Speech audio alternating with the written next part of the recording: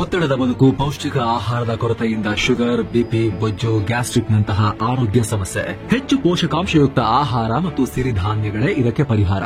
ಮಿಲೆಕ್ಸ್ ಚೂರ್ಣಂ ಇಂದಿನ ವೇಗದ ಬದುಕಿಗೆ ಪುರಾತನ ಪೋಷಣೆಯ ಶಕ್ತಿ. ಇದು ಸಿರಿಧಾನ್ಯ, ಡ್ರೈ ಫ್ರೂಟ್ಸ್, ಮೊಳಕೆ ಕಾಳುಗಳು, ಧಾನ್ಯಗಳು ಹಾಗೂ ಸೀಡ್ಸ್ ಇಂದ ಸಮೃದ್ಧವಾಗಿದೆ. ಬನ್ನಿ ಮತ್ತೆ ಸಾಂಪ್ರದಾಯಿಕ ಸಿರಿಧಾನ್ಯಗಳಿಗೆ ಹಿಂದಿರುಗೋಣ. ಆರ್ಡರ್ ಮಾಡಲು ಲಿಂಕ್ ಡಿಸ್ಕ್ರಿಪ್ಷನ್ ಮತ್ತು ಪಿನ್ ಕಾಮೆಂಟ್ ನಲ್ಲಿದೆ.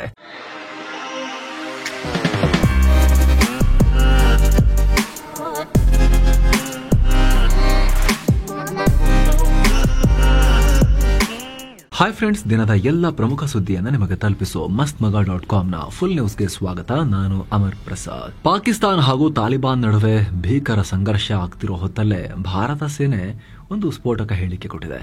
ಏಪ್ರಿಲ್ನಲ್ಲಿ ನಡೆದ ಪಹಲ್ಗಾಮ್ ದಾಳಿ ತರನೇ ಮತ್ತೊಂದು ದಾಳಿ ಮಾಡೋಕೆ ಪಾಕಿಸ್ತಾನ ಸ್ಕೆಚ್ ಹಾಕ್ತಾ ಇದೆ ಅಂತ ಭಾರತೀಯ ಸೇನೆಯ western army commander lieutenant general Manoj Kumar ಎಚ್ಚರಿಕೆ ಕೊಟ್ಟಿದ್ದಾರೆ. ಭಾರತದ ಸೈನಿಕರು ಈ ಟೈಮ್ನಲ್ಲಿ ತುಂಬಾ ಕೇರ್ಫುಲ್ ಆಗಿರಬೇಕು ಅಂತ ಹೇಳಿದ್ದಾರೆ. ಆಪರೇಷನ್ ಸಿಂಧೂರ್ ಟೈಮ್ನಲ್ಲಿ ನಾವು ಪಾಕಿಸ್ತಾನದ ಫಾರ್ವರ್ಡ್ ಪೋಸ್ಟ್ ಮತ್ತು ಏರ್ ಬೇಸ್ಗಳನ್ನು ಧ್ವಂಸ ಮಾಡಿದ್ವಿ. ಈಗ ಭಾರತದ ಮೇಲೆ ಮತ್ತೊಮ್ಮೆ ಪಹಲ್ಗಾಮ್ ತರದ ಉಗ್ರ ದಾಳಿಯನ್ನು ನಡೆಸೋಕೆ ಪಾಕಿಸ್ತಾನ ಪ್ಲಾನ್ ಮಾಡ್ತಿದೆ. ಆದರೆ ಮತ್ತೆಲ್ಲಾದರೂ ಪಾಕ್ ನಮ್ಮ ಮೇಲೆ ದಾಳಿ ಮಾಡಿದ್ರೆ ಪರಿಣಾಮ ವಿನಾಶಕಾರಿಯಾಗಿರುತ್ತೆ. ಹಿಂದಿಗಿಂತ ಮತ್ತಷ್ಟು ಡೆಡ್ಲಿ ಆಗಿರೋ ದಾಳಿ ಮಾಡ್ತೀವಿ. ಮುಂದೆ ನಾವು ಕೊಡೋ ಉತ್ತರ ಇನ್ನೂ ಪವರ್ಫುಲ್ ಆಗಿರುತ್ತೆ. ಇದರ ಬಗ್ಗೆ ಸ್ವಲ್ಪನೂ ಡೌಟ್ ಬೇಡ ನಿಮಗೆ ಅಂತ ಹೇಳಿದ್ದಾರೆ. ಅಲ್ಲದೆ ಪಾಕಿಸ್ತಾನಕ್ಕೆ ಭಾರತ ವಿರುದ್ಧ ನೇರವಾಗಿ ಫೈಟ್ ಮಾಡೋ ಧೈರ್ಯ ಮತ್ತು ಸಾಮರ್ಥ್ಯ ಎರಡೂ ಇಲ್ಲ. ಅದೇ ಕಾರಣಕ್ಕೆ ಅವರು ನಮ್ಮ ಜೊತೆಗೆ ಯುದ್ಧ ಮಾಡೋಕೆ ಬಯಸಲ್ಲ. ಆದರೆ ಪಾಕಿಸ್ತಾನದ ಕುತಂತ್ರಿ ಬುದ್ಧಿ ಮಾತ್ರ ಚೇಂಜ್ ಆಗಲ್ಲ. ಹಾಗಾಗಿ ಭಾರತದೊಳಗಡೆ ರಕ್ತ ಹರಿಸುವ ಪಾಲಿಸಿ ಹೊಂದಿರೋ ಪಾಕಿಸ್ತಾನ ಆಗಾಗ ಗಡಿಯುದ್ದಕ್ಕೂ ಇಂಥ ಕೆಲಸಗಳನ್ನ ಮಾಡೋಕೆ ಪ್ರಯತ್ನ ಪಡ್ತಾನೆ ಇದೆ. ಅವರು ಮತ್ತೆ ಪಹಲ್ಗಾಮ್ ರೀತಿ ದಾಳಿ ಮಾಡೋಕೆ ಪ್ರಯತ್ನ ಮಾಡ್ತಿದ್ದಾರೆ. ಅಂತ ಪ್ರಚೋದನೆಗಳ ಜೊತೆಗೆ ಡೀಲ್ ಮಾಡೋಕೆ ಭಾರತೀಯ ಸೇನೆ ಸಂಪೂರ್ಣ ರೆಡಿ ಇದೆ ಅಂತೇಳಿ ಪಾಕಿಸ್ತಾನಕ್ಕೂ ವಾರ್ನಿಂಗ್ ಕೊಟ್ಟಿದ್ದಾರೆ. ಅಷ್ಟು ಮಾತ್ರ ಅಲ್ಲ, ಈ ಕಮಾಂಡರ್ ಏನ್ ಹೇಳಿದ್ದಾರೆ ಗೊತ್ತಾ? ಒಂದಷ್ಟು ಮಾಜಿ ಯೋಧರಿಗೂ ಒಂದಷ್ಟು ಸಂದೇಶಗಳನ್ನ ಕೊಟ್ಟಿದ್ದಾರೆ. ಮಾಜಿ ಯೋಧರು ಅಲರ್ಟ್ ಆಗಿರಿ, ದೇಶವನ್ನ ಕಾಪಾಡೋಕೆ ನಿಮ್ಮ ಸಹಾಯ ಬೇಕಾಗಬಹುದು ಅಂತ ಹೇಳಿದ್ದಾರೆ. ಅಂದ್ರೆ ಸಂಘರ್ಷದಂತ ಸನ್ನಿವೇಶ ಬಂದಾಗ ನಮಗೆ ಜನರ ಬೆಂಬಲ ಮುಖ್ಯವಾಗಿ ಮಾಜಿ ಸೈನಿಕರ ಬೆಂಬಲ ಬೇಕಾಗತ್ತೆ. ನೀವು ಸ್ಟ್ರಾಂಗ್ ಆಗಿರಬೇಕು, ಒಗ್ಗಟ್ಟಾಗಿ ನಮ್ಮ ಜೊತೆ ಕನೆಕ್ಟೆಡ್ ಆಗಿರಬೇಕು ಅನ್ನೋ ಕರೆ ಕೊಟ್ಟಿದ್ದಾರೆ. ಈ ಮೂಲಕ ಭಾರತ ಹಾಗೂ ಪಾಕಿಸ್ತಾನ ಗಡಿಯಲ್ಲಿ ಎಲ್ಲವೂ ಸರಿ ಇಲ್ಲ, ಉದ್ವಿಗ್ನತೆ ಹಾಗೇ ಇದೆ ಅನ್ನೋದನ್ನ ನಮ್ಮ ವೆಸ್ಟರ್ನ್ ಕಮಾಂಡ್ನ ಕಮಾಂಡರೇ ಸ್ಪಷ್ಟಪಡಿಸಿದ್ದಾರೆ. ಇತ್ತೀಚೆಗೆ ಅನೇಕ ಸೇನಾಧಿಕಾರಿಗಳು ಇದನ್ನೇ ಹೇಳ್ತಾ ಇದ್ರು. ಇತ್ತೀಚೆಗೆ ಆ ಧ್ವನಿ ಜಾಸ್ತಿ ಆಗ್ತಾ ಹೋಗ್ತಾ ಇದೆ. ಆ ಒಂದು ಫೀಲಿಂಗ್ ಅಥವಾ ಆ ರೀತಿಯ ಒಪಿನಿಯನ್ ನಮ್ಮ ಸೇನಾ ವಲಯದಲ್ಲಿ ತುಂಬಾ ಜಾಸ್ತಿ ಆಗ್ತಾ ಹೋಗ್ತಾ ಇದೆ. ಎನಿ ಮೂಮೆಂಟ್ ಮತ್ತೆ ಫ್ಲಾಶ್ ಆ ಕಿಡಿ ಹತ್ಕೊಳ್ಬಹುದು ಅಂತ. ಹಾಗಂತ ನಾವು ಮಾತ್ರ ಅಲ್ಲ, ಇತ್ತೀಚೆಗೆ ಪಾಕಿಸ್ತಾನದ ರಕ್ಷಣಾ ಸಚಿವ ಖ್ವಾಜಾ ಆಸಿಫ್ ಕೂಡ ಇದೇ ಹೇಳಿಕೆಯನ್ನ ಕೊಟ್ಟಿದ್ರು. ಭಾರತದೊಂದಿಗೆ ನಮಗೆ ಮತ್ತೆ ಯುದ್ಧ ಆಗೋ ಚಾನ್ಸಸ್ ಇದೆ, ವೆರಿ ರಿಯಲ್ ಅಂದಿದ್ರು. ಸೊ ಅವಾಗ ಏನನ್ಸಿತ್ತು ಅಂದ್ರೆ, ಆಂತರಿಕವಾಗಿ ಹರಿದು ಹಂಚಿ ಸುಟ್ಟು ಹೋಗ್ತಿರೋ ಪಾಕಿಸ್ತಾನ ತನ್ನ ಪಾಪ್ಯುಲೇಷನ್ ಗಮನವನ್ನ ಬೇರೆ ಕಡೆ ಸೆಳೆಯೋಕೆ ಮತ್ತೊಮ್ಮೆ ಭಾರತದೊಂದಿಗೆ ತಕರಾರು ತೆಗೆದು ಇಶ್ಯೂ ಕ್ರಿಯೇಟ್ ಮಾಡಿ ಫೇಕ್ ನ್ಯಾಷನಲಿಸಮ್ ಅನ್ನ ಪಾಕ್ ಒಳಗಡೆ ಕ್ರಿಯೇಟ್ ಮಾಡೋಕೆ ಈ ರೀತಿ ಏನಾದ್ರು ಮಾಡಬಹುದು ಅನ್ನೋ ಲೆಕ್ಕಾಚಾರ ಇತ್ತು. ಈಗ ನಮ್ಮ ಸೇನಾ ಕಮಾಂಡರೇ ಈ ರೀತಿ ಪಾಕಿಸ್ತಾನ ಮಾಡೋಕೆ ಹೊರಟಿದೆ ಅನ್ನೋ ಎಚ್ಚರಿಕೆ ಕೊಟ್ಟಿದ್ದಾರೆ. ಏನೋ ಮತ್ತೊಂದ್ ಕಡೆ ಪಾಕಿಸ್ತಾನದ ಎಲ್ಲಾ ದುಷ್ಪ್ರಚಾರಗಳ ನಡುವೆ ಕೂಡ ಫ್ರಾನ್ಸ್ ಇಂಟ್ರೆಸ್ಟಿಂಗ್ ಹೇಳಿಕೆ ಕೊಟ್ಟಿದೆ. ಭಾರತದ ದಾಳಿಯ ಸ್ಟೈಲ್ಗೆ, ವೈಖರಿಗೆ ಹಾಗೂ ಲಾಂಗ್ ರೇಂಜ್ ಆಯುಧಗಳ ತಾಕತ್ತಿಗೆ ನಾವು ಫಿದಾ ಆಗಿದ್ದೀವಿ ಅಂತ ಫ್ರಾನ್ಸ್ ಸೇನಾ ಮುಖ್ಯಸ್ಥರೇ ಹೇಳಿದ್ದಾರೆ. ಭಾರತಕ್ಕೆ ಭೇಟಿ ಕೊಟ್ಟಿರೋ France army chief general Peary ಈ ಬಗ್ಗೆ ಮಾತನಾಡಿದ್ದಾರೆ. ಕಳೆದ ಮೇನಲ್ಲಿ ಭಾರತ ನಡೆಸಿದ ಆಪರೇಷನ್ ಸಿಂಧೂರ್ ವೇಳೆ ಭಾರತದ ಆಯುಧಗಳು ತೋರಿದ ಕಾರ್ಯಕ್ಷಮತೆಗೆ ಮೆಚ್ಚುಗೆ ಇದೆ. ಅದರಲ್ಲೂ ಲಾಂಗ್ ರೇಂಜ್ ರಾಕೆಟ್ಸ್, ಡ್ರೋನ್ ಸಿಸ್ಟಮ್ಗಳ ಬಗ್ಗೆ ನಾವು ತುಂಬಾ ಇಂಟ್ರೆಸ್ಟ್ ಹೊಂದಿದ್ದೀವಿ. ನಿಮ್ಮ ಆಯುಧಗಳು ಹೇಗೆ ಕೆಲಸ ಮಾಡ್ತವೆ ಅನ್ನೋ ಬಗ್ಗೆ ನಮಗೂ ತಿಳ್ಕೊಳ್ಳೋ ಆಸಕ್ತಿ ಇದೆ ಅಂತ ಹೇಳಿದ್ದಾರೆ. ಅಲ್ಲದೆ ಸೇನಾ ಮುಖ್ಯಸ್ಥ ಜನರಲ್ ಉಪೇಂದ್ರ ದ್ವಿವೇದಿ ಜೊತೆಗೆ ರಕ್ಷಣಾ ಸಹಕಾರದ ಬಗ್ಗೆ ಮಾತುಕತೆ ನಡೆಸಿದ್ದಾರೆ. ನಮ್ಮ ಎರಡೂ ಸೇನೆಗಳು ಎಲೆಕ್ಟ್ರಾನಿಕ್ ವಾರ್ಫೇರ್ ಹಾಗೂ ಆರ್ಟಿಫಿಷಿಯಲ್ ಇಂಟೆಲಿಜೆನ್ಸ್ ಮೂಲಕ ತಮ್ಮ ಸೇನಾ ಸಾಮರ್ಥ್ಯವನ್ನು ಮತ್ತಷ್ಟು ಡೆವಲಪ್ ಮಾಡೋಕೆ ಕಮಿಟ್ ಆಗಿವೆ ಅಂತ ಹೇಳಿದ್ದಾರೆ. ಸ್ನೇಹಿತರೆ, ಫುಲ್ ನ್ಯೂಸ್ ನಲ್ಲಿ ಮುಂದುವರಿಯೋಣ. ಅದಕ್ಕಿಂತ ಮುಂಚೆ ಸಬ್ಸ್ಕ್ರೈಬ್ ಇನ್ನೂ ಮಾಡದೇ ಇರೋ ವೀಕ್ಷಕರಲ್ಲಿ ಒಂದು ಸಣ್ಣ ಮನವಿ, ವಿಡಿಯೋ ಕೆಳಗಿರೋ ಸಬ್ಸ್ಕ್ರೈಬ್ ಬಟನ್ ಮೇಲೆ ಕ್ಲಿಕ್ ಮಾಡಿ ಹಾಗೂ ಪಕ್ಕದ ಬೆಲ್ ಐಕಾನ್ ಮೇಲೆ ಕ್ಲಿಕ್ ಮಾಡೋದನ್ನ ಯಾವುದೇ ಕಾರಣಕ್ಕೂ ಮರೆಯಬೇಡಿ ಅನ್ನೋ ಮನವಿ. ಬನ್ನಿ ಕಂಟಿನ್ಯೂ ಮಾಡೋಣ ಸ್ನೇಹಿತರೆ. ಪಾಕ್ ಮತ್ತು ಅಫ್ಘಾನಿಸ್ತಾನ ನಡುವಿನ ಸಂಘರ್ಷ ಕ್ಷಣ ಕ್ಷಣಕ್ಕೂ ಬಿಗಡಾಯಿಸ್ತಾ ಇದೆ. ಎರಡೂ ಕಡೆಯವರ ನಡುವೆ ನಿರಂತರ ದಾಳಿ ಪ್ರತಿದಾಳಿಗಳು ಆಗ್ತಿವೆ. ಬುಧವಾರ ಬೆಳಗ್ಗೆ ಪಾಕ್ನ ಮುನೀರ್ ಸೇನೆ ಅಫ್ಘಾನಿಸ್ತಾನದ ಸ್ಪಿನ್ ಬೋಲ್ಡಾಕ್ ಅನ್ನೋ ಕಡೆ ಏರ್ ಸ್ಟ್ರೈಕ್ ಮಾಡಿತ್ತು. ಅಲ್ಲಿ ಕನಿಷ್ಠ 4 ಜನ ಪ್ರಾಣ ಕಳ್ಕೊಂಡಿದ್ದಾರೆ. ಇತ್ತ ತಾಲಿಬಾನ್ ಕೂಡ ಪ್ರತಿದಾಳಿಯನ್ನ ತೀವ್ರಗೊಳಿಸಿದೆ. ಯಾವ ಲೆವೆಲ್ಗೆ ತಾಲಿಬಾನ್ ರೊಚ್ಚಿಗೆದಿದೆ ಏನಾಗಿದೆ ಅಂತ ಹೇಳಿದ್ರೆ, ಪಾಕ್ ಅಫ್ಘಾನಿಸ್ತಾನ ನಡುವಿನ ಫ್ರೆಂಡ್ಶಿಪ್ ಗೇಟ್ ಅನ್ನ ನಾಶ ಮಾಡಿದ್ದಾರೆ. ಹಾಗೆ ತಾಲಿಬಾನ್ ಸೇನೆಯ ದಾಳಿಯಲ್ಲಿ ಹಲವು ಪಾಕ್ ನಾಗರಿಕರು ಪ್ರಾಣ ಕಳ್ಕೊಂಡಿದ್ದಾರೆ. ಇನ್ನು ತಾಲಿಬಾನಿಗಳಿಂದ ತೀವ್ರ ಪೆಟ್ಟು ತಿಂತಾ ಇರೋ ಪಾಕ್ ಸೇನೆ ತನ್ನ ವಾಯುಪಡೆಯನ್ನ ಹೈ ಅಲರ್ಟ್ ನಲ್ಲಿಟ್ಟಿದೆ. ಜಕೋಬಾಬಾದ್ ಮತ್ತು ಸರ್ಗೋದಾ ಏರ್ ಬೇಸ್ ಗಳಲ್ಲಿನ ಏರ್ ಕ್ರಾಫ್ಟ್ ಗಳನ್ನ ಸನ್ನದ್ಧ ಸ್ಥಿತಿಯಲ್ಲಿ ಇಟ್ಟಿದೆ. ಪೈಲಟ್ ಗಳಿಗೂ ಕೂಡ ಅಲರ್ಟ್ ಆಗಿ ರೆಡಿ ಇರಿ ಅನ್ನೋ ಎಚ್ಚರಿಕೆ ಕೊಟ್ಟಿದೆ. ಅಲ್ಲೇ ಕರಾಚಿಯಲ್ಲಿರೋ ಅಫ್ಘಾನ್ ನಿರಾಶ್ರಿತ ಮುಸ್ಲಿಮರ ಕ್ಯಾಂಪ್ಗಳನ್ನ ಪಾಕ್ ಸರ್ಕಾರ ಧ್ವಂಸ ಮಾಡಿದೆ. 8,000 ಅಫ್ಘಾನ್ ಪಶ್ತೂನಿ ಮುಸ್ಲಿಮರು ಈಗ ಬೀದಿ ಪಾಲಾಗಿದ್ದಾರೆ ಪಾಕಿಸ್ತಾನದ ಒಳಗೆ. ಇನ್ನು ಎಂದಿನಂತೆ ಪಾಕಿಸ್ತಾನ ಅರಬ್ಬರ ಮುಂದೆ ಅಳೋಕೆ ಶುರು ಮಾಡಿದೆ. ಈ ಸಂಘರ್ಷ ನಿಲ್ಲಿಸಿ ಮಧ್ಯಸ್ಥಿಕೆ ವಹಿಸಿ ಅಂತ ಪಾಕ್ ಸೌದಿ ಅರೇಬಿಯಾ ಮತ್ತು ಕತಾರ್ಗೆ ಫೋನ್ ಮಾಡಿ ರಿಕ್ವೆಸ್ಟ್ ಮಾಡ್ಕೊಂಡಿದೆ ಅನ್ನೋ ಮಾಹಿತಿ ಬರ್ತಾ ಇದೆ. ಇನ್ನು ಈಜಿಪ್ಟ್ ನಲ್ಲಿ ನಡೆದ ಗಾಜಾ ಶಾಂತಿ ಶೃಂಗಸಭೆಗೆ ಹೋಗಿ ಪಾಕ್ ಪ್ರಧಾನಿ ಶಹಬಾಜ್ ಶರೀಫ್ ಅಮೆರಿಕ ಅಧ್ಯಕ್ಷ ಡೊನಾಲ್ಡ್ ಟ್ರಂಪ್ರ ಗುಣಗಾನ ಮಾಡಿದ್ರು. ಇದಕ್ಕೀಗ ಪಾಕಿಸ್ತಾನದ ಸೋಷಿಯಲ್ ಮೀಡಿಯಾ ಯೂಸರ್ಸ್ ಶಹಬಾಜ್ ಶರೀಫ್ಗೆ ಬಾಯಿಗೆ ಬಂದಂಗೆ ಬೈತಾ ಇದ್ದಾರೆ. ಇದು ಪಾಕಿಸ್ತಾನಕ್ಕಾದ ದೊಡ್ಡ ಅಪಮಾನ ಅಂತ ಹೇಳಿದ್ದಾರೆ. ಹಾಗೆ ಶಹಬಾಜ್ ಶರೀಫ್ ಟ್ರಂಪ್ರ ಬೂಟ್ ನೆಕ್ಕೋ ಕೆಲಸ ಮಾಡ್ತಾ ಇದ್ದಾರೆ. ಇಂಥ ಕೀಳು ಮಟ್ಟದ ವ್ಯಕ್ತಿಯನ್ನ ಕಂಡೇ ಇರಲಿಲ್ಲ. 24 ಕೋಟಿ ಪಾಕಿಸ್ತಾನಿಗಳಿಗೆ ಶಹಬಾಜ್ ಶರೀಫ್ ಇವತ್ತು ಅಪಮಾನ ಮಾಡಿದ್ದಾರೆ. ಟ್ರಂಪ್ರ ತಾಳಕ್ಕೆ ತಕ್ಕ ಹಾಗೆ ಕುಣಿಯೋ ಈ ಗೊಂಬೆಗಳು ಪಾಕಿಸ್ತಾನವನ್ನ ಮಾರ್ಕೊಂಡ್ಬಿಟ್ಟಿದ್ದಾರೆ ಅಂತ ಸೋಷಿಯಲ್ ಮೀಡಿಯಾದಲ್ಲಿ ಕಾಮೆಂಟ್ ಮಾಡಿದ್ದಾರೆ. ಅಂದಹಾಗೆ ಗಾಜಾ ಶಾಂತಿ ಶೃಂಗಸಭೆ ವೇದಿಕೆ ಮೇಲೆ ಮಾತನಾಡಿದ ಮಿಸ್ಟರ್ ಶಹಬಾಜ್ ಶರೀಫ್ ಟ್ರಂಪ್ರನ್ನ ಶಾಂತಿ ದೂತ ಅಂತ ಕರೆದಿದ್ರು. ಅಕ್ಕಪಕ್ಕದಲ್ಲಿದ್ದವರು ಕೂಡ ಲಜ್ಜೆಯಿಂದ ತಲೆ ಕೆಳ ಹಾಕಬೇಕು, ಆ ರೀತಿ ಹೊಗಳಿದ್ರು. ಅದನ್ನ ಅರಗಿಸಿಕೊಳ್ಳೋಕು ಟ್ರಂಪ್ ಕಷ್ಟ ಆಗ್ಬಹುದು, ಅಷ್ಟು ಹೊಗಳಿಕೆ. ಇಟಲಿ ಪ್ರಧಾನಿ ಮೆಲನಿ, ಬ್ರಿಟನ್ ಪ್ರಧಾನಿ ಕೀರ್ ಸ್ಟಾರ್ಮರ್ ಎಲ್ಲರೂ ಬೆರಗಾಗಿ ನೋಡೋ ತರ ಶಹಬಾಜ್ ಟ್ರಂಪ್ ವಕ್ತಾರಿಕೆ ಮಾಡಿದ್ರು. ಇದರ ಬೆನ್ನಲ್ಲೇ ಪಾಕ್ನ ಒಳಗೆ ಜನ ಬೆಂಕಿ ಕಾರ್ತಾ ಇದ್ದಾರೆ. ಈ ವರ್ಷ SSLC ಓದ್ತಾ ಇರೋ ವಿದ್ಯಾರ್ಥಿಗಳಿಗೆ ರಾಜ್ಯ ಸರ್ಕಾರ ಗುಡ್ ನ್ಯೂಸ್ ಕೊಟ್ಟಿದೆ. ಈ ಮುಂದೆ SSLC ಪರೀಕ್ಷೆನಲ್ಲಿ 35% ಬದಲಾಗಿ 33% ಅಂಕ ಪಡೆದ್ರೆ ಪಾಸ್ ಅಂತ ಘೋಷಿಸಲಾಗುತ್ತೆ. ಇದೇ ವರ್ಷದಿಂದ ಖಾಸಗಿ ಶಾಲೆಗಳಿಗೂ ಕೂಡ ಈ ನಿಯಮ ಅನ್ವಯ ಆಗುತ್ತೆ. ಜೊತೆಗೆ PUCನಲ್ಲಿ 33% ಅಂಕ ಪಡೆದ್ರೆ ಪಾಸ್ ಅಂತ ಕನ್ಸಿಡರ್ ಮಾಡೋದಾಗಿ ಶಿಕ್ಷಣ ಸಚಿವ ಮಧು ಬಂಗಾರಪ್ಪ ಹೇಳಿದ್ದಾರೆ. ಫುಲ್ ಈಸಿ ಮಾಡ್ಕೊಡ್ಬೇಕು ಮಕ್ಕಳಿಗೆ, ಫುಲ್ ಈಸಿ ಅಂತ. ಈ ಮೂಲಕ SSLCನಲ್ಲಿ 625ಕ್ಕೆ 206 ಅಂಕ ಪಡೆದ್ರೂ ಕೂಡ ವಿದ್ಯಾರ್ಥಿಗಳು ಪಾಸ್ ಆಗ್ತಾರೆ. PUCನಲ್ಲಿ 600ಕ್ಕೆ 198 ಮಾರ್ಕ್ಸ್ ತಗೊಂಡ್ರು ಕೂಡ ಲೈಫ್ ಜಿಂಗಾಲಲ್ಲ, ಸ್ಟೂಡೆಂಟ್ಸ್ ಪಾಸ್ ಆಗ್ತಾರೆ. ಅಂದ್ರೆ ಪ್ರತಿ ಸಬ್ಜೆಕ್ಟ್ ನಲ್ಲಿ 30 ಅಂಕ ಪಡೆದ್ರೆ ಪಾಸ್. ಪರೀಕ್ಷಾ ವ್ಯವಸ್ಥೆಯಲ್ಲಿ ಸುಧಾರಣೆ ತರೋಕೆ, ಚೆನ್ನಾಗಿ ಮಾಡೋಕೆ ಈ ಕ್ರಮ ಅಂತ ಮಧು ಬಂಗಾರಪ್ಪ ಹೇಳಿಕೆಯನ್ನ ಕೊಟ್ಟಿದ್ದಾರೆ. ಇನ್ನು ಕಳೆದ 3 ತಿಂಗಳಿಂದ ಸರ್ಕಾರದಿಂದ ಸಂಬಳ ಬರದೇ ಇಲ್ಲ ಅಂತ ಹೇಳಿ ಗ್ರಂಥಪಾಲಕಿಯೊಬ್ಬರು, ಲೈಬ್ರರಿಯನ್ನೊಬ್ಬರು ಈ ಮರಣ ಪತ್ರವನ್ನು ಬರೆದಿಟ್ಟು ದುಡುಕಿನ ನಿರ್ಧಾರವನ್ನು ಮಾಡಿಬಿಟ್ಟಿದ್ದಾರೆ. ಇವರನ್ನ ಭಾಗ್ಯವತಿ ಅಂತ ಗುರುತಿಸಲಾಗಿದೆ. ಕಲಬುರಗಿ ಜಿಲ್ಲೆಯ ಸೇಡಂ ತಾಲೂಕಿನ ಮಳಖೇಡ ಗ್ರಾಮದ ಲೈಬ್ರರಿಯಲ್ಲಿ ಅಲ್ಲೇ ಒಳಗಡೆನೆ ರೀತಿ ಮಾಡ್ಕೊಂಡಿದ್ದಾರೆ. 20 ವರ್ಷಗಳಿಂದ ಗ್ರಂಥಾಲಯ ಇಲಾಖೆಯಲ್ಲಿ ಕೆಲಸ ಮಾಡ್ತಿದ್ದೀನಿ, ಸರಿಯಾದ ಟೈಮ್ಗೆ ಸಂಬಳನೇ ಕೊಡ್ತಾ ಇಲ್ಲ, ವೇತನ ಕೇಳಿದ್ರೆ ಅಧಿಕಾರಿಗಳು ಕೀಳಾಗಿ ನೋಡ್ತಾರೆ, ನನ್ನ ಪರಿಸ್ಥಿತಿ ಬೇರೆ ಗ್ರಂಥಪಾಲಕರಿಗೆ ಬರಬಾರದು, ಹೀಗಾಗಿ ಇಂಥ ನಿರ್ಧಾರ ಮಾಡಿದ್ದೀನಿ ಅಂತ ಬರೆದಿಟ್ಟಿದ್ದಾರೆ ಅನ್ನೋ ಮಾಹಿತಿ ಇದೆ. ಇನ್ನು ಇದಕ್ಕೆ ಸಂಬಂಧಪಟ್ಟಂತೆ ಬಿಜೆಪಿ ಪ್ರತಿಕ್ರಿಯೆ ಕೊಟ್ಟಿದೆ. ಸರ್ಕಾರಿ ಪ್ರಾಯೋಜಿತ ಹತ್ಯೆ ಇದು ಅಂತ ಹೇಳಿ ಸಿಬಿಐ ತನಿಖೆಗೆ ಆಗ್ರಹ ಮಾಡಿ ಬಿಜೆಪಿ ದಾಳಿ ಮಾಡಿದೆ ಸರ್ಕಾರದ ಮೇಲೆ. ಜಾತಿ ಗಣತಿ ಸಮೀಕ್ಷೆಗೆ ಶಿಕ್ಷಕರನ್ನೆಲ್ಲ ಕಳಿಸ್ತಾ ಇದ್ದಾರಲ್ಲ, ಅವರು ಶಿಕ್ಷಕಿ ನಿಗೂಢವಾಗಿ ಮೃತಪಟ್ಟಿದ್ದಾರೆ. ಇವರನ್ನ 50 ವರ್ಷದ ಅಖ್ತರ್ ಬೇಗಂ ಅಂತ ಗುರುತಿಸಲಾಗಿದೆ. ಈ ಶಿಕ್ಷಕಿ ಕೋಲಾರ ಜಿಲ್ಲೆಯ ನರಸಾಪುರ ಗ್ರಾಮದ ಗಣತಿ ಕಾರ್ಯಕ್ಕೆ ನಿಯೋಜನೆಯಾಗಿದ್ರು. ಇದ್ದಕ್ಕಿದ್ದಂತೆ ನಾಪತ್ತೆಯಾಗಿದ್ರು. ಯಾರ ಸಂಪರ್ಕಕ್ಕೂ ಸಿಗ್ತಾ ಇರಲಿಲ್ಲ. ಫೋನ್ ಮನೇಲಿ ಬಿಟ್ಟು ಹೋಗಿದ್ರು, ID ಕಾರ್ಡ್ ತಗೊಂಡು ಹೋಗಿದ್ರು. ಸಮೀಕ್ಷೆ ಬಗ್ಗೆ ತೀವ್ರ ಒತ್ತಡದಲ್ಲಿದ್ರು ಅಂತ ಫ್ಯಾಮಿಲಿಯವರು ಹೇಳ್ತಾ ಇದ್ರು. ಈಗ ಅವರ ಮೃತದೇಹ ಸಿಕ್ಕಿದೆ. ಪತಿ ಶೌಕತ್ ಅಲಿ ಕೋಲಾರ ನಗರ ಠಾಣೆಯಲ್ಲಿ ದೂರು ಕೂಡ ದಾಖಲು ಮಾಡಿದ್ರು. ಆದರೆ ಪ್ರಕರಣಕ್ಕೆ ಸಂಬಂಧಪಟ್ಟಂತೆ ಕೋಲಾರದ ಪ್ರಭಾರ ಜಿಲ್ಲಾಧಿಕಾರಿ ಮಾತನಾಡಿದ್ದು, ಅಖ್ತರ್ ಬೇಗಂ ಪ್ರಕರಣ ಸಮೀಕ್ಷೆಯ ಒತ್ತಡಕ್ಕೆ ಸಂಬಂಧಪಟ್ಟಿದ್ದಲ್ಲ ಅಂತ ಹೇಳಿದ್ದಾರೆ. ಅವರ ಪುತ್ರನೇ ಬಸ್ ಸ್ಟ್ಯಾಂಡ್ಗೆ ಡ್ರಾಪ್ ಮಾಡಿ ಹೋಗಿದ್ರು. ಭಾನುವಾರ ಸಮೀಕ್ಷೆಗೆ ಬಂದಿರಲಿಲ್ಲ. ಅವರಿಗೆ ಟಾರ್ಗೆಟ್ ರೀಚ್ ಆಗಿ ಅಂತ ಪ್ರೆಷರ್ ಕೂಡ ಹಾಕಿರಲಿಲ್ಲ. ಪ್ರಾಣ ಕಳ್ಕೊಳ್ಳೋ ತರದ ಒತ್ತಡ ಇಲ್ಲಿ ಏನೂ ಇಲ್ಲ.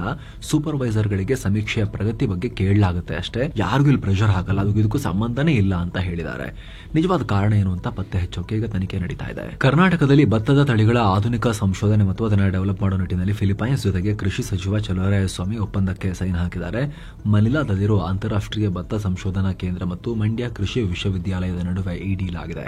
ಸದ್ಯ ಫಿಲಿಪೈನ್ಸ್ ಪ್ರವಾಸದಲ್ಲಿರೋ ಚಲುವರಾಯಸ್ವಾಮಿ ನೇತೃತ್ವದ ರಾಜ್ಯದ ನಿಯೋಗ ಫಿಲಿಪೈನ್ಸ್ ಜೊತೆಗೆ ಒಪ್ಪಂದಕ್ಕೆ ಸೈನ್ ಹಾಕಿದೆ. ಇದರಿಂದ ರಾಜ್ಯದ ಬೇಸಾಯ ಕ್ರಮಗಳು ಮತ್ತು ಭತ್ತದ ತಳಿಗಳ ಸಂಶೋಧನೆಗೆ ನೆರವಾಗುತ್ತೆ. ಏನ್ ಯೂಸ್ ಎಷ್ಟಾಗುತ್ತೆ ನೋಡಬೇಕು. ನಮ್ಮಲ್ಲೇ ಉತ್ಪತ್ತಿ ಮಾಡಿರುವಂತಹ ಅಥವಾ ಕಂಡುಹಿಡಿದಿರುವಂತಹ ಆಧುನಿಕ ಜೆನೆಟಿಕಲಿ ಮಾಡಿಫೈಡ್ ತಳಿಗಳನ್ನ ಟ್ರಯಲ್ ಮಾಡೋಕ್ಕೂ ಬಿಡ್ತಾ ಇಲ್ಲ. ಭೂಮಿಗೆ ಹಾಕಿ ಟ್ರಯಲ್ ಮಾಡೋಣ ಅಂದ್ರೂ ಕೂಡ ಬಿಡ್ತಾ ಇಲ್ಲ, ಗಲಾಟೆ ಮಾಡ್ತಿದ್ದಾರೆ.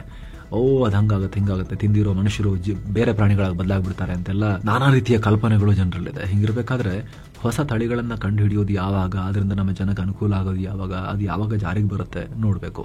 ರಾಜ್ಯ ಸರ್ಕಾರ ಅನುದಾನದಲ್ಲಿ ಪಕ್ಷ ತಾರತಮ್ಯ ಮಾಡ್ತಾ ಇದೆ ಅಂತ ಜೆಡಿಎಸ್ ಶಾಸಕ ಜಿಕೆ ವೆಂಕಟೇಶ್ವರರೆಡ್ಡಿ ಸರ್ಕಾರದ ವಿರುದ್ಧ ಕಾನೂನು ಸಮರಕ್ಕೆ ಮುಂದಾಗಿದ್ದಾರೆ. ಸರ್ಕಾರದ ತಾರತಮ್ಯ ನೀತಿಯನ್ನು ಪ್ರಶ್ನಿಸಿ ಸಂವಿಧಾನದ ಆರ್ಟಿಕಲ್ 14ರ ಸಮಾನತೆಯ ನೀತಿ ಉಲ್ಲಂಘಿಸಲಾಗಿದೆ ಅಂತ ಹೈಕೋರ್ಟ್ಗೆ ಹೋಗಿದ್ದಾರೆ. ಇವರೀಗ ರಿಟ್ ಹಾಕಿದ್ದಾರೆ. ಕಾಂಗ್ರೆಸ್ ಶಾಸಕರಿಗೆ ಮಾತ್ರ 50 ಕೋಟಿ ಕೊಡ್ತಾ ಇದ್ದಾರೆ, ನಮಗೂ ಅನುದಾನ ಕೊಡಬೇಕು ಸ್ವಾಮಿ, ಇದು ಹೆಂಗ್ ಮಾಡಕ್ ಸಾಧ್ಯ, ಈ ರೀತಿ ನೀವು ಭೇದ ಭಾವ ಅಂತ ಕೋರ್ಟ್ಗೆ ಹೋಗಿದ್ದಾರೆ ಇವರು. ಇನ್ನು ಕರ್ನಾಟಕದಲ್ಲಿ ಮಳೆ ಮುಂದುವರೆದಿದೆ. ಕಳೆದ 24 ಗಂಟೆಗಳಲ್ಲಿ ದಕ್ಷಿಣ ಕನ್ನಡ ಜಿಲ್ಲೆ ಬಂಟ್ವಾಳ ತಾಲೂಕಿನ ಸರಪಾಡಿ ಅನ್ನೋ ಕಡೆ ಅತಿ ಹೆಚ್ಚು 81.5 ಮಿಲಿಮೀಟರ್ ಮಳೆಯಾಗಿದೆ. ಚಿಕ್ಕಮಗಳೂರು, ಉತ್ತರ ಕನ್ನಡ, ಉಡುಪಿ, ಹಾಸನ ಜಿಲ್ಲೆಯ ಕೆಲವು ಕಡೆ ಮಳೆಯಾಗಿದೆ. ಮುಂದಿನ 24 ಗಂಟೆ ಕರ್ನಾಟಕದ ಮಲೆನಾಡು, ಕರಾವಳಿ, ಬೆಂಗಳೂರು ಸೇರಿ ದಕ್ಷಿಣ ಕರ್ನಾಟಕದ ಎಲ್ಲಾ ಜಿಲ್ಲೆಗಳಿಗೆ ಯೆಲ್ಲೋ ಅಲರ್ಟ್ ಕೊಡಲಾಗಿದೆ. ಅಲ್ಲದೆ ಉತ್ತರ ಕರ್ನಾಟಕದ ಬೆಳಗಾವಿ, ಧಾರವಾಡ, ಗದಗ, ಹಾವೇರಿ ಜಿಲ್ಲೆಗಳಲ್ಲೂ ಕೂಡ ಸಾಧಾರಣ ಮಳೆಯಾಗುವ ಸಾಧ್ಯತೆ ಇದೆ ಅಂತ ಹವಾಮಾನ ಇಲಾಖೆ ಮುನ್ಸೂಚನೆ ಕೊಟ್ಟಿದೆ. ಏನು ಸ್ನೇಹಿತರೆ, ಮಸ್ತ್ Maga premium membership plan launch ಮಾಡಿದೀವಿ. ವಿಡಿಯೋ ಕೆಳಗಡೆ ಜಾಯಿನ್ ಬಟನ್ ಇದೆ, ಅದ್ರ ಮೂಲಕ ಆಂಡ್ರಾಯ್ಡ್ ಯೂಸರ್ಸ್ ಜಾಯಿನ್ ಆಗಬಹುದು.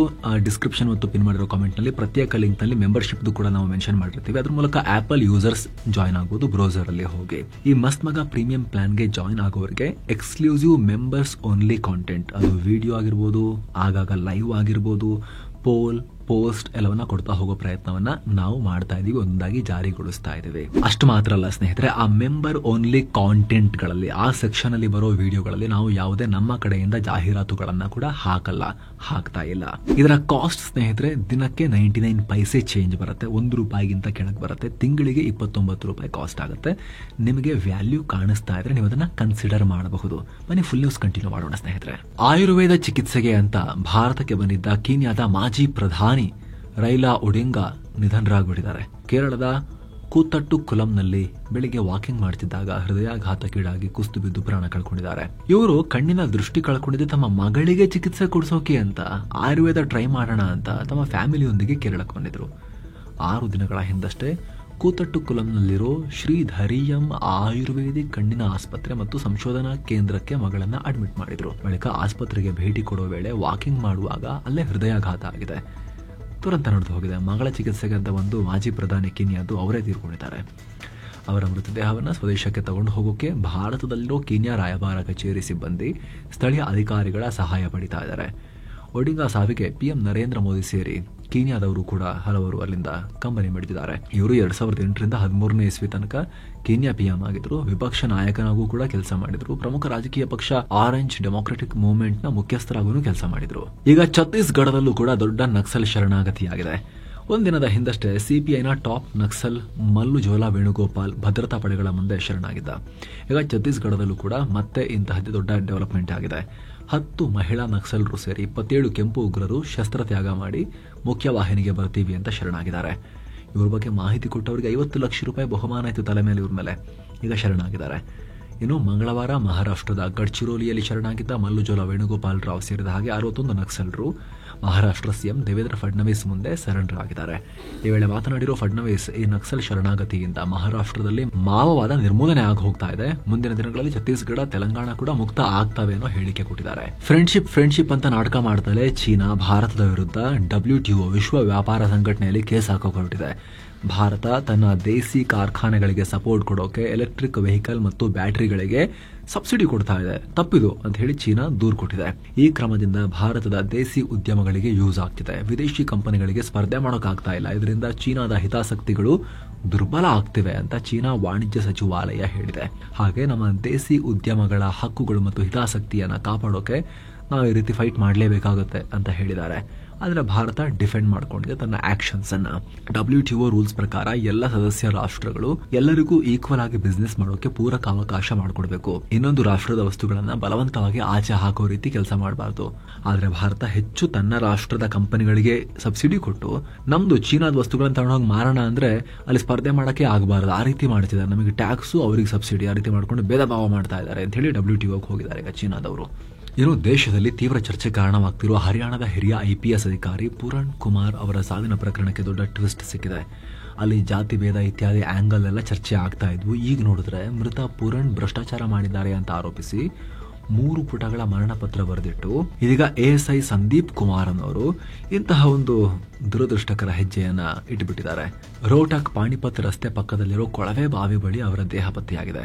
ಜೊತೆಗೆ ಈ ಅಧಿಕಾರಿ ಮೃತಪಡುವ ಮುನ್ನ ರೆಕಾರ್ಡ್ ಮಾಡಿದ ವಿಡಿಯೋ ಮೆಸೇಜ್ ಅನ್ನ ಕೂಡ ಚೆಕ್ ಮಾಡಿದ್ದಾರೆ. ಆ ಪತ್ರದಲ್ಲಿ ಪುರಣ್ ಕುಮಾರ್ ಒಬ್ಬ ಭ್ರಷ್ಟ ಅಧಿಕಾರಿ, ಇದಕ್ಕಾಗಿ ಆತನ ವಿರುದ್ಧ ಸಾಕಷ್ಟು ಸಾಕ್ಷ್ಯಗಳಿವೆ ಅನ್ನೋ ಒಂದು ಸ್ಟೇಟ್ಮೆಂಟ್ ಎಲ್ಲ ರೆಕಾರ್ಡ್ ಮಾಡ್ಕೊಂಡ್ಬಿಟ್ಟಿದ್ದಾರೆ ಇವರು ASI. ಆ ಭ್ರಷ್ಟ ಪುರಣ್ ಕುಮಾರ್ ಜಾತಿ ರಾಜಕೀಯ ಎಲ್ಲ ಮಾಡಿಕೊಂಡು ವ್ಯವಸ್ಥೆಯನ್ನು ಹೈಜಾಕ್ ಮಾಡಿಬಿಟ್ಟಿದ್ದಾರೆ ಅಂತ ಹೇಳಿ ನೋಟ್ನಲ್ಲಿ ಹಾಗೆ ವಿಡಿಯೋದಲ್ಲೂ ಕೂಡ ಮೆನ್ಷನ್ ಮಾಡಿ ಇಂಥ ಕೃತ್ಯವನ್ನು ಮಾಡ್ಕೊಂಡ್ಬಿಟ್ಟಿದ್ದಾರೆ. ಹೀಗಾಗಿ ಹರಿಯಾಣದಲ್ಲಿ ಏನ್ ನಡೀತಾ ಇದೆ ಅಂತ ಹೇಳಿ ಇಡೀ ದೇಶ ಆ ಕಡೆ ತಿರುಗಿ ನೋಡೋ ರೀತಿ ಆಗಿದೆ. ಬ್ಯಾಕ್ ಟು ಬ್ಯಾಕ್ ಅಧಿಕಾರಿಗಳು ಈ ರೀತಿ ಒಬ್ರ ಮೇಲೆ ಒಬ್ರು ಆರೋಪ ಮಾಡಿಕೊಂಡು ಈ ರೀತಿ ಜೀವವನ್ನ ಎಂಡ್ ಮಾಡ್ಕೊಳ್ಳೋದು ಅಂತ ಹೇಳಿದ್ರೆ ಏನರ್ಥ ಅಂತ. ಏನೋ ಸದ್ಯ ಭಾರತ ಭೇಟಿಯಲ್ಲಿರೋ ಮಂಗೋಲಿಯಾ ಅಧ್ಯಕ್ಷ ಕೊರಲ್ ಸುಕ್ ಉಖ್ನ PM ನರೇಂದ್ರ ಮೋದಿ ಅವರನ್ನ ಮೀಟ್ ಆಗಿದ್ದಾರೆ.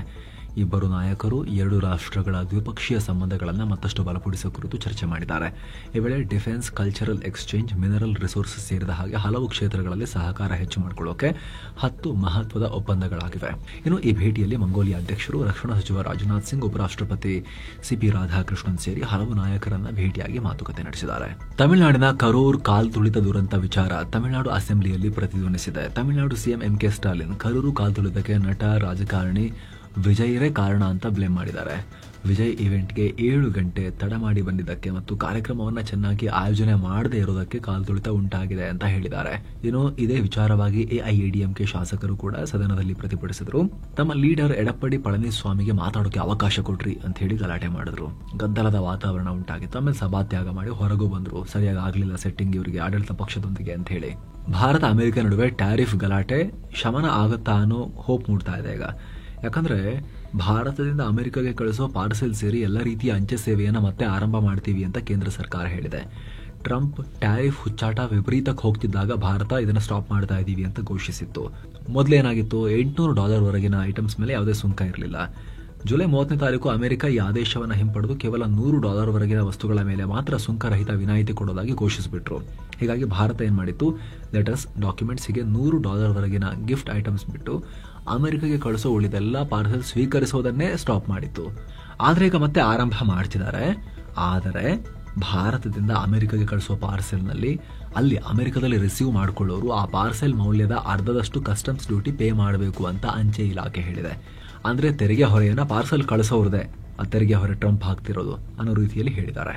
ಭಾರತದಲ್ಲಿ ಪಾಪ್ಯುಲೇಷನ್ ಎಷ್ಟು, 140 ಕೋಟಿಗೂ ಅಧಿಕ. ಯಾರದು? ಮನುಷ್ಯರದು. ಆನೆಗಳದೆಷ್ಟು? ದೊಡ್ಡ ಜೀವಿಗಳು, ಎತ್ತರ ದಪ್ಪ ನಡ್ಕೊಂಡು ಹೋಗ್ತಿರ್ತಾವಲ್ಲ ಹೆಂಡಲ್ಲಿ, ಇವುಗಳು ಎಷ್ಟಿದಾವ ಭಾರತದಲ್ಲಿ ಸ್ನೇಹಿತರೆ? ಸಿಕ್ಕಾಪಟ್ಟೆ ಜಾಸ್ತಿ ಆಗ್ತಿದಾವ. ಈ ನಂಬರ್ಸ್ ನೋಡಿ. ಮೊದಲನೇದಾಗಿ ಇವುಗಳ ಸಂಖ್ಯೆ ಕಮ್ಮಿ ಆಗ್ತಿದೆ. 17.81% ಬಿದ್ದು ಹೋಗಿದೆ ಅನ್ನೋ ಮಾಹಿತಿ ಈಗ ಹೊರಗೆ ಬರ್ತಾ ಇದೆ ಸರ್ವೆನಲ್ಲಿ. 2021-25 ನಡುವೆ ಎಷ್ಟು ಆನೆ ಇದೆ ಅಂತ ಸರ್ವೆ ಮಾಡಿದ್ರು. ಈಗ ಅದರಲ್ಲಿ 22,446 ಆನೆಗಳಿವೆ ಅಂತ ಹೇಳಿದ್ದಾರೆ. ಅಷ್ಟೇ ಇರೋದು ಪಾಪ ಇವು 22,446. ಈ ಹಿಂದೆ 2017 ಅಂದಾಜಿನಲ್ಲಿ ದೇಶದಲ್ಲಿ 27,312 ಆನೆಗಳಿದ್ವು.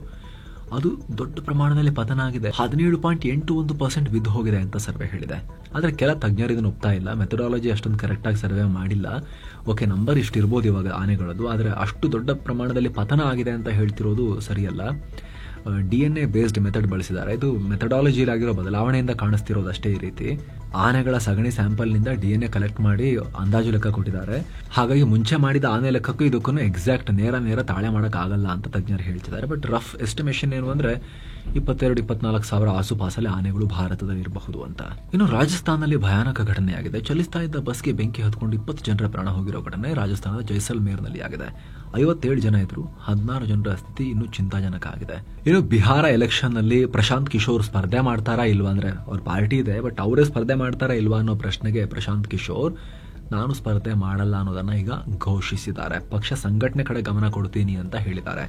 ಇನ್ನೊಂದು ಕಡೆ NDA ಮೈತ್ರಿಕೂಟದಲ್ಲಿ 101 ಸ್ಥಾನಗಳಿಗೆ ಸ್ಪರ್ಧೆ ಮಾಡ್ತಿರೋ JDU ಮೊದಲ ಹಂತದ 57 ಅಭ್ಯರ್ಥಿಗಳ ಪಟ್ಟಿ ರಿಲೀಸ್ ಮಾಡಿದೆ. ಬಿಜೆಪಿ ತನ್ನ 12 ಅಭ್ಯರ್ಥಿಗಳ ಸೆಕೆಂಡ್ ಲಿಸ್ಟ್ ಅನ್ನು ರಿಲೀಸ್ ಮಾಡಿದೆ. ತನ್ನ ಫಸ್ಟ್ ಲಿಸ್ಟ್ ನಲ್ಲಿ ಬಿಜೆಪಿ 71 ಅಭ್ಯರ್ಥಿಗಳ ಟಿಕೆಟ್ ಅನ್ನು ಘೋಷಿಸಿ ಆಗಿತ್ತು. ಈಗ ಒಟ್ಟು 83 ಅಭ್ಯರ್ಥಿಗಳನ್ನ ಬಿಜೆಪಿ ಫೈನಲ್ ಮಾಡಿದಂತಾಗಿದೆ. ಇನ್ನು ಕೃಷಿ ಮಂತ್ರಿ ರವಿ ನಾಯಕ್ ನಿಧನರಾಗಿದ್ದಾರೆ. ಇವರು ಗೋವಾದ ಮಾಜಿ CM ಕೂಡ ಹೌದು. ಇವರು ಹೃದಯಾಘಾತದಿಂದ ನಿಧನರಾಗಿದ್ದಾರೆ. ಇವರ ನಿಧನಕ್ಕೆ PM ನರೇಂದ್ರ ಮೋದಿ, ಗೋವಾ CM ಪ್ರಮೋದ್ ಸಾವಂತ್ ಸೇರಿ ಅನೇಕರು ಸಂತಾಪ ವ್ಯಕ್ತಪಡಿಸಿದ್ದಾರೆ. ಇನ್ನು ಷೇರುಪೇಟೆ ವಿಚಾರಕ್ಕೆ ಬಂದರೆ ಸೆನ್ಸೆಕ್ಸ್ ದಿನದ ವಹಿವಾಟಿನ ಅಂತ್ಯಕ್ಕೆ 575 ಪಾಯಿಂಟ್ಸ್ ಜಂಪ್ ಆಗಿ 82,605ಕ್ಕೆ, ನಿಫ್ಟಿ 178 ಪಾಯಿಂಟ್ಸ್ ಜಂಪ್ ಆಗಿ 25,323ಕ್ಕೆ ತಲುಪಿದೆ. ಬ್ಯಾಂಕಿಂಗ್, ಫಿನಾನ್ಷಿಯಲ್ ಮತ್ತು ರಿಯಲ್ ಎಸ್ಟೇಟ್ ಸೆಕ್ಟರ್ ಸ್ಟಾಕ್ಗಳು ಮಾರ್ಕೆಟ್ಗೆ ಬಲ ಕೊಟ್ಟವು. ಹಾಗೆ ಅಮೆರಿಕದ ಸೆಂಟ್ರಲ್ ಬ್ಯಾಂಕ್ ಮುಂದಿನ ಮೀಟಿಂಗ್ನಲ್ಲಿ ಬಡ್ಡಿ ದರ ಕಟ್ ಮಾಡಬಹುದು ಅನ್ನೋ ನಿರೀಕ್ಷೆ ಮಾರ್ಕೆಟ್ನಲ್ಲಿ ಮೂಡಿದೆ. ಹಾಗೆ ಜಾಗತಿಕ ಮಾರುಕಟ್ಟೆಯಲ್ಲಿ ಪಾಸಿಟಿವಿಟಿ ಕಂಡುಬಂದು ದೇಸಿ ಮಾರುಕಟ್ಟೆಗೂ ಕೂಡ ಬಲ ಸಿಕ್ತು. ಮಾರ್ಕೆಟ್ ಲಾಭದಲ್ಲಿ ಕೊನೆಯಾಗಿದೆ. IndusInd Bank, Infosys, Tata Motors, Tech Mahindra ಮತ್ತು ಆಕ್ಸಿಸ್ ಬ್ಯಾಂಕ್ ಷೇರುಗಳು ರೆಡ್ನಲ್ಲಿದ್ವು. Bajaj Finance, Larsen and Toubro, Nestle India, Bajaj Finserv ಮತ್ತು ಏಷ್ಯನ್ ಪೇಂಟ್ ಷೇರುಗಳು ಗ್ರೀನ್ನಲ್ಲಿದ್ವು. ಇನ್ನು ಡಾಲರ್ ಮುಂದೆ ರೂಪಾಯಿ ಮೌಲ್ಯ ಬರೋಬ್ಬರಿ 75 ಪೈಸೆ ಏರಿಕೆಯಾಗಿ 88 ರೂಪಾಯಿ 6 ಪೈಸೆಯಾಗಿದೆ. ಇನ್ನು ಚಿನ್ನ ಮತ್ತು ಬೆಳ್ಳಿ ಬೆಲೆ ವಿಚಾರಕ್ಕೆ ಬಂದರೆ 24 ಕ್ಯಾರೆಟ್ನ 10 ಗ್ರಾಂ ಚಿನ್ನದ ಬೆಲೆಯಲ್ಲಿ 562 ರೂಪಾಯಿ ಏರಿಕೆಯಾಗಿ 1,26,714 ರೂಪಾಯಿ ಆಗಿದೆ. 22 ಕ್ಯಾರೆಟ್ನ 10 ಗ್ರಾಂ ಚಿನ್ನದ ಬೆಲೆಯಲ್ಲಿ 510 ರೂಪಾಯಿ ಏರಿಕೆಯಾಗಿ 1,16,070 ರೂಪಾಯಿ ಆಗಿದೆ. 1 ಕೆಜಿ ಬೆಳ್ಳಿ ಬೆಲೆಯಲ್ಲಿ 4,100 ರೂಪಾಯಿ ಕಮ್ಮಿಯಾಗಿ 1,74,000 ರೂಪಾಯಿ ಆಗಿದೆ. ಸೊ ಫ್ರೆಂಡ್ಸ್, ಇದಾಗಿತ್ತು ಇವತ್ತಿನ ಫುಲ್ ನ್ಯೂಸ್. ನಾವು ಕೊಯ್ದಿಲ್ಲ, ಎಳೆದಿಲ್ಲ, ಕಿರಿಚಾಡಿಲ್ಲ, ಬರೀ ಸುದ್ದಿಯ ರೀತಿಯಲ್ಲಿ ತಲುಪಿಸೋ ಪ್ರಯತ್ನವನ್ನ ಮಾಡಿದ್ದೀವಿ. ನಮ್ಮ ಈ ಪ್ರಯತ್ನ ನಿಮಗೆ ಇಷ್ಟ ಆಗ್ತಾ ಇದ್ರೆ ದಯವಿಟ್ಟು ಮಸ್ತ್ ಮಗ ಚಾನಲ್ಗೆ ಸಬ್ಸ್ಕ್ರೈಬ್ ಮಾಡಿ, ಪಕ್ಕದ ಬೆಲ್ ಐಕಾನ್ ಮೇಲೆ ಕ್ಲಿಕ್ ಮಾಡೋದನ್ನ ಯಾವುದೇ ಕಾರಣಕ್ಕೂ ಮರಿಬೇಡಿ. Thank you so much. ಮತ್ತೆ ಭೇಟಿ ಆಗ್ತಿರೋಣ. ನಮಸ್ತೆ.